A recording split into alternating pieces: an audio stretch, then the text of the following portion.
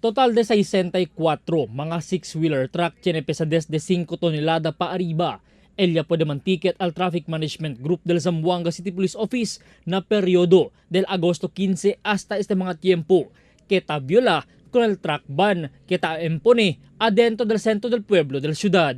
Es el cosa pública el mismo City Administrator del ciudad, Maria Angelique Apolgo, con el news team que asigun. Grande diferencia ya le va este truck ban para na mga major intersections del ciudad comparando del mga pasaw meses. Base en Executive Order No. 203-2016, el alcalde Ben Climaco por medio del City Administrator's Office, PNP y City Council, ya previni el entrada del mga six-wheeler truck tiene pesadez de 5 tonelada pa arriba ng mga major intersections como Aliparte na Suterville, Governor Ramos, San Jose Guso para na Calle San Jose, Junction Alejo Alvarez, y Calle Governor Camins para Santa Cruz, Veterans Avenue para na mga ora de alas 6 para alas 9 del aga y alas 4 para alas 7 del tarde.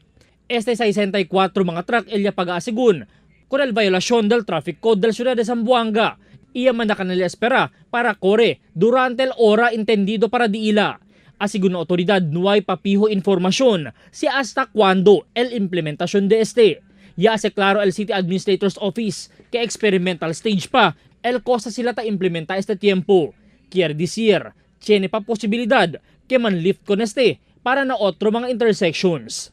Ya segunda con esta implementación, el temporary relaxation del implementation del National Helmet Law. Y ahora, el temporary relocation del mga PUJ y PUV afuera del centro del pueblo. Intención a segunda del truck ban para arregla con el problema del tráfico especialmente durante el mga rush hours.